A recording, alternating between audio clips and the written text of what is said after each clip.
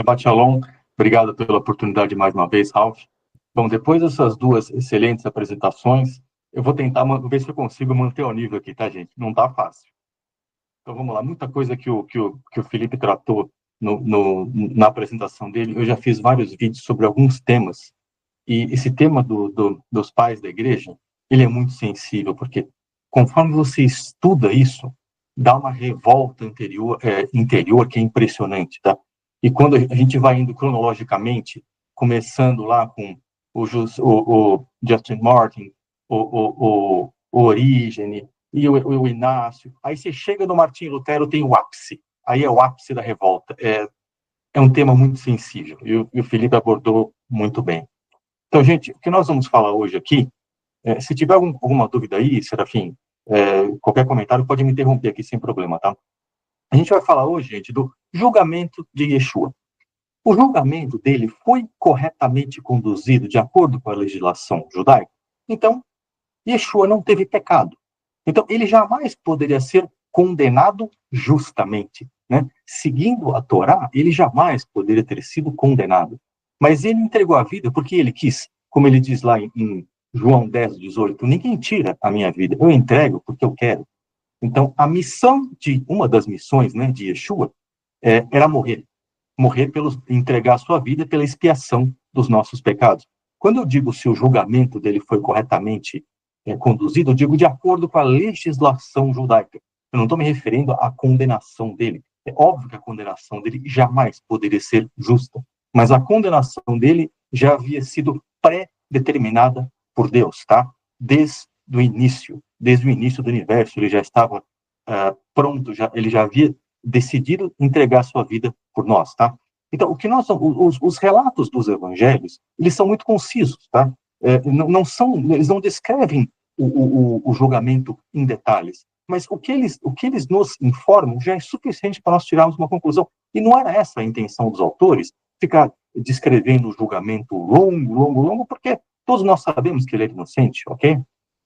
Então, eu vou me basear no relato dos evangelhos, no Mishnah, esses tratados, do Tratado do Sanhedrin, no Mishnah, ele é a Torá oral, como a Torá deve ser cumprida, tá? É um documento elaborado no século 200, no ano 200 da Era Comum, depois de Yeshua, e o Talmud, nos tratados Sanhedrin e Makot, o Talmud ele foi compilado entre o século 5 e 6. Tá? Ele é um comentário sobre o Mishnah. É uma discussão sobre a Torá oral. E também vou me basear no historiador Josephus, tá? Um historiador que foi quase contemporâneo a Yeshua, no seu livro Antiguidade dos Judeus. Tá? Então, tá vendo minha tela perfeitamente aí, né, Serafim?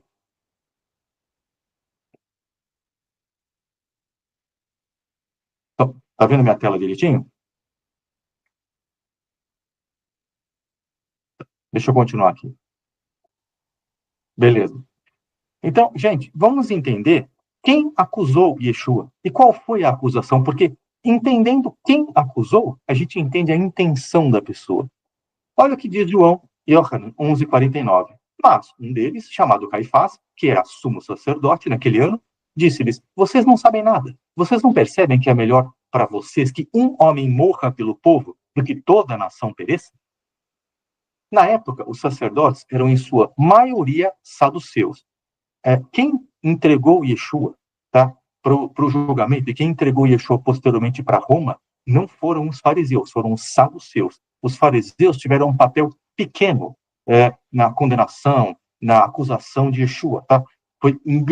A imensa maioria foram os saduceus responsáveis por isso. Tá?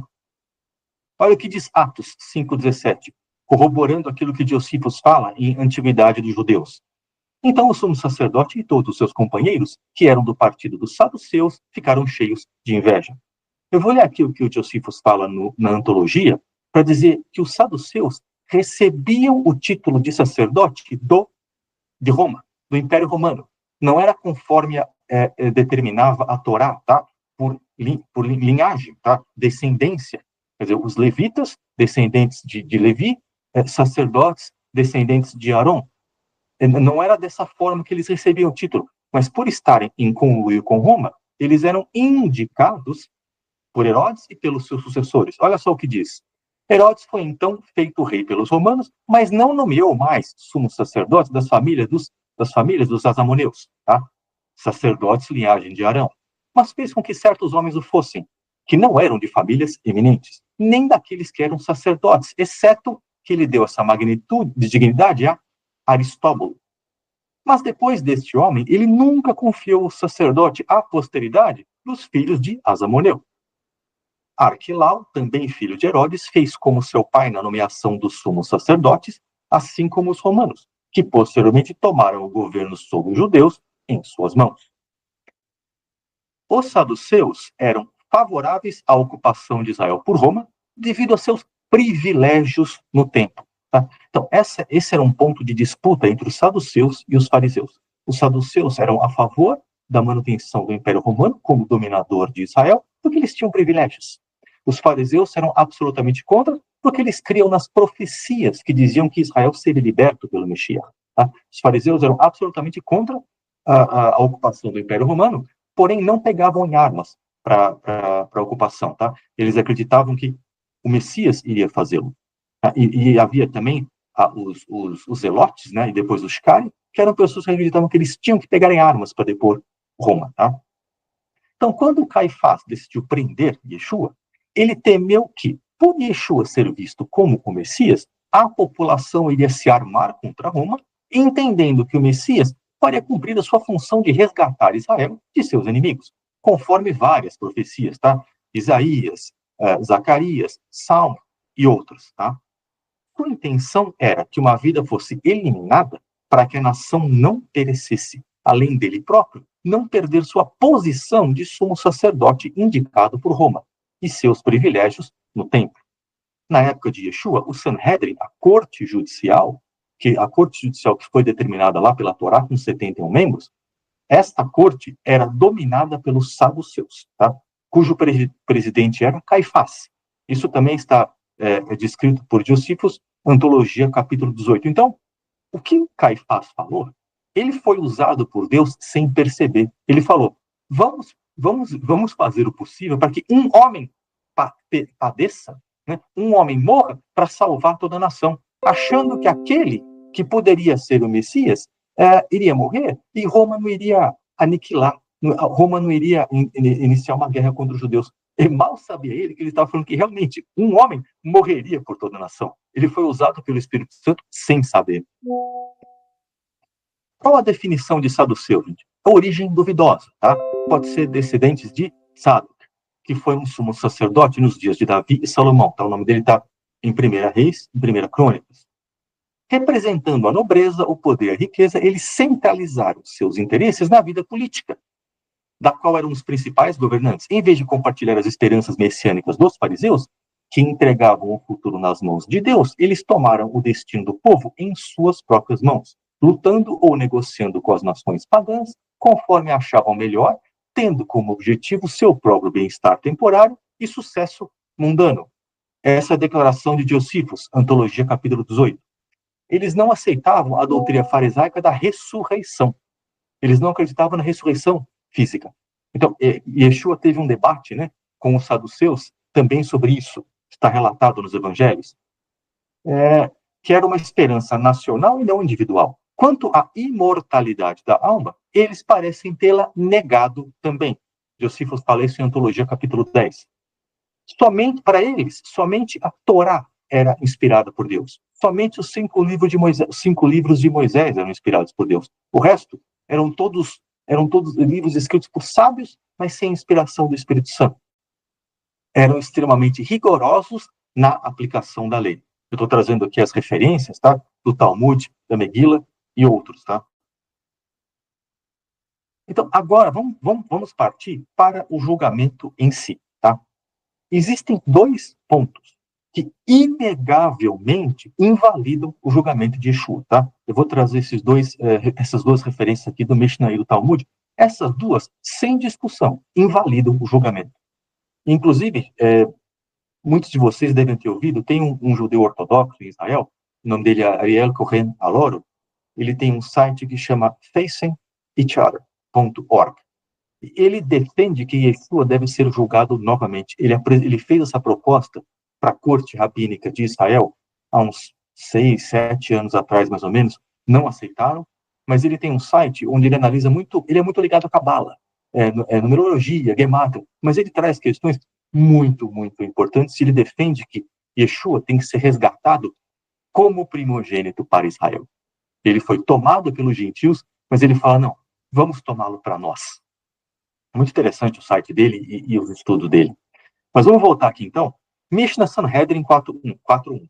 Em caso de pena capital, o tribunal pode concluir as deliberações e proferir a sentença ainda no mesmo dia para absolver o acusado, mas deve aguardar até o dia seguinte para considerá-lo responsável. Portanto, como os casos de pena capital podem se estender por 2 dias, o tribunal não julga casos de pena capital em determinados dias, nem na véspera do Shabat, nem na véspera de um festival. Isso está também no Talmud Sanhedrin 35a. Então, existe uma controvérsia, tá? Se Yeshua foi sacrificado, se Yeshua foi crucificado no dia 14 do mês de Nissan ou no dia 15 do mês de Nissan. A gente não vai entrar nisso agora, é controverso o tema, é realmente um quebra-cabeça que não é fácil de montar, porém, de qualquer jeito, era uma véspera de festa. De qualquer forma, o julgamento dele não poderia ter sido executado no dia que foi. Vamos agora para o Talmud Sanhedrin 40a. E se o tribunal considerasse adequado absolvê-lo durante as deliberações, como todos ou a maioria dos juízes concordaram em absolvê-lo, eles o desculpam. Mas, se a maioria não considerar adequado absolvê-lo, eles adiam o veredito para o dia seguinte, e então designam duplas de juízes para discutir o assunto entre si. Eles minimizam a ingestão de alimentos e não beberiam vinho o dia todo, e deliberariam a noite toda, e no dia seguinte levantariam cedo e viriam ao tribunal para então voltar novamente e contabilizar os votos dos juízes. Isso aconteceu no julgamento de Yeshua? Não. Eles ouviram as testemunhas, Caifás obrigou Yeshua a aceitar um voto, a fazer uma declaração, e na hora ele foi declarado culpado. Não esperaram até o dia seguinte para pensar sobre o assunto e contar os votos novamente. Então, esses 2 pontos, indiscutivelmente, anulam o julgamento de Yeshua. Vamos continuar analisando. Os casos de pena monetária são julgados por um tribunal de 3 juízes. E os casos de pena capital são julgados por um tribunal de 23 juízes. Todos os nomes dos 23 juízes são citados por Josifos em Antologia dos Judeus, entre os capítulos 18 e 20. Tá? Então, nós sabemos os 23 que deveriam estar lá. Dos nomes que aparecem nas escrituras apostólicas, no Novo Testamento, Caifás e Anas são citados por ele. Pergunta: em um dia no qual o julgamento é proibido pela legislação judaica, seria possível Caifás reunir os 23 juízes para julgarem Yeshua exatamente no primeiro dia da festa dos pães ázimos, logo depois de celebrarem a Páscoa com suas famílias, conforme determina a Torá? Isso aqui também é controverso, tá, gente? Se ele celebrou de 13 para 14 era uma coisa, de 14 para 15 era outra. Eu sei que isso é controverso, mas de qualquer jeito, será que ele conseguiria reunir os 23 juízes num dia que era proibido de julgar? Provavelmente não, tá? Não podemos ser categóricos, mas provavelmente ele não tenha conseguido reunir os 23 juízes. Vamos ver como é que as testemunhas têm que ser tratadas no julgamento. Não está claro qual a acusação feita contra Yeshua no início do julgamento. Veja, Yeshua teve discussões em vários outros momentos, tá? Isso é descrito claramente nos evangelhos, a respeito do Shabat, a respeito da tradição dos anciãos, aquele momento em que ele fala, antes de Abraão, eu sou, Ani Erie. Tudo bem, isso não foi trazido no julgamento, tá? O que nós estamos analisando aqui é o que foi trazido para o julgamento. Então, como é que as testemunhas deveriam ter sido tratadas? Foram e deveriam ter sido tratadas. Olha só, Mateus 26, 59. Os principais sacerdotes e todo o Sinédrio estavam procurando provas falsas contra Yeshua para poderem condená-lo à morte. Marcos não menciona a palavra falsa. Testemunhas trouxeram informações, mas não foram consideradas fiéis. Tá? Isso está em Mateus e em Marcos. Aparentemente, até o momento em que Caifás exorta Yeshua a confessar se era ou não o Messias, nenhuma acusação havia sido tá? Aparentemente, não é possível afirmar. As testemunhas estavam sendo ouvidas para, assim, os juízes poderem tirar de seus depoimentos alguma acusação. Agora, olha o que diz o Talmud de Sanhedrin 8b. Conforme ensinado em uma Baraita é um ensinamento posterior ao Mishnah. Em relação a todos os outros, aqueles que são passíveis das diversas penas de mortes previstas na Torá, exceto o incitador à idolatria, e Yeshua não havia sido acusado disso, então vamos esquecer isso, o tribunal os executa somente quando os seguintes elementos estão presentes: a congregação, representada pelo tribunal, e testemunhas. Tudo bem, a gente sabe que a corte estava lá, provavelmente incompleta, e testemunhas estavam lá. E advertência prévia, pouco antes de o réu cometer a transgressão. Olha que interessante. E o tribunal não o executa a menos que as testemunhas tenham informado o réu de que ele está sujeito à pena de morte pelo tribunal. Um réu nunca é executado a menos que as bocas de suas duas testemunhas o alertem. Como está escrito, pela boca de duas ou três testemunhas, aquele que deve morrer será morto. Tá? A ênfase do versículo na expressão pela boca de ensina que as próprias testemunhas devem emitir a advertência. Nós não temos nenhum relato de que isso aconteceu, ok? Quer dizer, como era difícil um Sanhedrin condenar a pessoa à morte. Nós vamos ver nos próximos slides que era raríssimo isso acontecer. E havia, inclusive, discussões se um Sanhedrin deveria ou não deveria condenar alguém à morte, tá? Isso claramente não aconteceu muito provavelmente, não vou dizer 100%, mas muito provavelmente não aconteceu no caso de Yeshua, tá? Mishnah Sanhedrin 4.5. Olha como o tribunal trata as testemunhas. Como o tribunal intimida as testemunhas ao prestar depoimento em casos de direito capital, ou seja, pena de morte, eles traziam as testemunhas e as intimidavam, dizendo-lhes: talvez o que você diz em seu testemunho seja baseado em conjecturas, ou talvez seja baseado em boatos. Talvez seja um testemunho baseado em boatos. Por exemplo, você ouviu uma testemunha testemunhar sobre isso em um tribunal diferente, ou talvez seja baseado na declaração de uma pessoa de confiança. Talvez você não saiba que, em última análise, nós o examinamos com inquérito e interrogatório. Se você estiver mentindo, sua mentira será descoberta. O tribunal lhes diz: vocês devem saber que casos de direito capital não são como casos de direito monetário. Em casos de direito monetário, uma pessoa que testemunha falsamente, fazendo com que o dinheiro seja dado à parte errada, pode dar o dinheiro ao dono correto e seu pecado é expiado. Em casos de direito capital, se alguém testemunha falsamente, o sangue do acusado e o sangue de sua prole, que seriam os descendentes dele, que ele não mereceu apresentar, são atribuídos ao testemunho da testemunha até a eternidade. Era assim que os tribunais abordavam as testemunhas antes delas falarem qualquer coisa, para elas terem ciência da gravidade de um julgamento de pena capital. Isso aconteceu no julgamento de Yeshua? Obviamente não. Mishnah Makot 1.10. Um sinédrio é uma discussão sobre se o sinédrio deve ou não deve condenar alguém à morte. Um sinédrio que executa um transgressor uma vez a cada 7 anos é caracterizado como um tribunal destrutivo. Visto que o sinédrio sujeitava o depoimento a um exame minucioso, era extremamente raro um réu ser executado. Rabino Eliezer Ben Azaria diz: esta categorização se aplica a um sinédrio que executa um transgressor uma vez a cada 70 anos. O Rabino Tarfon e o Rabino Akiva dizem: se fôssemos membros do sinédrio, teríamos conduzido julgamentos de maneira que nenhuma pessoa jamais teria sido executada. A corte fazia de tudo para inocentar a vítima. As testemunhas eram analisadas exaustivamente em relação ao que viram, se advertiram a pessoa sobre a gravidade da desobediência, o sentimento delas em relação ao acusado e todas as circunstâncias que julgassem pertinentes. Estou colocando várias referências aqui no Sanhedrin, para depois vocês analisarem com calma. Olha o que Maimônides diz no Sefer HaMitzvot. É melhor e mais satisfatório absolver 1000 culpados do que condenar à morte um único inocente. Esse era o espírito de Caifás? Claro que não. Vamos agora voltar para o julgamento.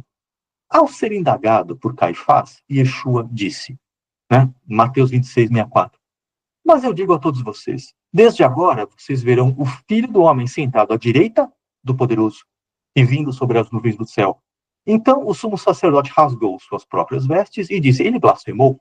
Por que precisamos de mais testemunhas? Vejam, agora vocês ouviram a blasfêmia. O que acham? Ele é digno de morte, responderam eles. Qual foi a resposta de Yeshua? Ele mencionou Daniel 7:3. Eu estava olhando nas minhas visões de noite e eis que vinha nas nuvens do céu um como o Filho do Homem. E dirigiu-se ao ancião de dias e o fizeram chegar até ele. Salmo 110, verso 1. O Senhor disse ao meu Senhor: senta-te à minha direita, até que eu ponha os teus inimigos por escabelo dos teus pés. Pergunta. Vamos analisar nos próximos slides. De acordo com a lei judaica, declarar que é o Messias é blasfêmia? Resposta categórica: não. O que é blasfêmia? Vamos analisar o que é blasfêmia. Mas antes disso, vamos entender que Bar Kokhba, no ano 135, ele foi considerado o Messias, ele declarou ser o Messias e jamais foi julgado por isso. Talmud Sanhedrin 9.3b. Bar Kokhba governou por 2 anos e meio. Ele disse aos sábios: eu sou o Messias. E eles lhe disseram: com relação ao Messias, está escrito que ele é capaz de cheirar e julgar. Então vamos ver por nós mesmos se ele, Bar Kokhba, é capaz de cheirar e julgar. Ou seja, ninguém quis condenar ele à morte porque ele declarou ser o Messias. Agora vou citar o Talmud de Jerusalém, tá? Composto um pouco antes da Babilônia. Rab Shimon ben Yochai declarou: meu mestre Akiva costumava pregar e uma estrela surgiu de Jacó, e Kokhba, né, o Bar Kokhba, que está escrito como Koziba, que é o mesmo nome, surgiu de Jacó. Quando Rabi Akiva viu o Bar Kokhba, ele disse: este é o Messias. Bar Kokhba foi assassinado por gentios durante a rebelião em 135, rebelião contra Roma. O Rabi Akiva, que entendeu que Bar Kokhba era o Messias, foi um dos maiores mestres da Torá de todos os tempos. De acordo com o Talmud Yevamot 62b, tinha 24 mil discípulos. Várias outras passagens no Mishnah, Talmud e Midrashim falam dele. Vamos entender agora de qual era a interpretação dos sábios na época do Talmud sobre o que Daniel falou. Olha só, Sanhedrin 9.3a. O Rabino Yehoshua ben Levi levanta uma contradição entre duas representações da vinda do Messias. Está escrito: veio com as nuvens do céu, um semelhante ao Filho do Homem, e foi-lhe dado domínio, glória e um reino. O seu domínio é um domínio eterno, tá? Daniel 7, 13 e 14. E está escrito: eis que o teu rei virá a ti. Ele é justo e vitorioso, humilde e montado num jumento e num jumentinho, filho de jumenta. Zacarias 9:9. O Rabino Alexandre explica: se o povo judeu merecer a redenção, o Messias virá de forma milagrosa com as nuvens do céu. Se ele não merecer a redenção, o Messias virá humilde e montado no jumento. Tá? Então, essa é o que, se você perguntar para um rabino ortodoxo, hoje em dia, se o Messias vai vir nas nuvens ou no jumento, ele vai dar essa resposta, ok? O que é blasfêmia na lei judaica? Vamos definir. Eu estou trazendo aqui tudo aquilo que o Mishnah e o Talmud falam sobre o que é blasfêmia, para entender se Yeshua blasfemou ou não. Aquele que blasfema, isto é, aquele que amaldiçoa a Deus, não é responsável a menos que pronuncie o nome de Deus e o amaldiçoe. Qual é o nome de Deus, gente? Hoje em dia, nós não sabemos como pronunciar. Yod, Rei, Vav, Rei são 4 consoantes. Na época de Yeshua, as pessoas sabiam como pronunciar, mas somente o sumo sacerdote poderia pronunciar esse nome no dia do Yom Kippur, tá? Eu não vou falar sobre isso agora, porque não dá tempo, mas o nome era conhecido, mas ninguém poderia pronunciar porque era considerado sagrado demais. E pronunciar aquele nome de Deus era considerado blasfêmia. Talmud Sanhedrin 5.6a. O sábio ensinou em uma baraita: um blasfemador não é responsável a menos que abençoe, um eufemismo para maldições, o nome de Deus. E onde deriva essa matéria? Shmuel diz, derivado do versículo que afirma: e aquele que blasfemar o nome do Senhor será morto, e toda a congregação o apedrejará, tanto o convertido como o natural. Quando blasfemar o nome, será morto. Derivado da repetição da frase blasfemar o nome, que a referência é amaldiçoar o nome de Deus com o nome de Deus. Sanhedrin 60a. Rabar Yaakov diz: o blasfemador, olha que interessante, não é responsável a menos que abençoe, ou seja, amaldiçoe o tetragrama, Yod Rei Vav Rei. Ele tem que pronunciar o nome inteiro de Deus.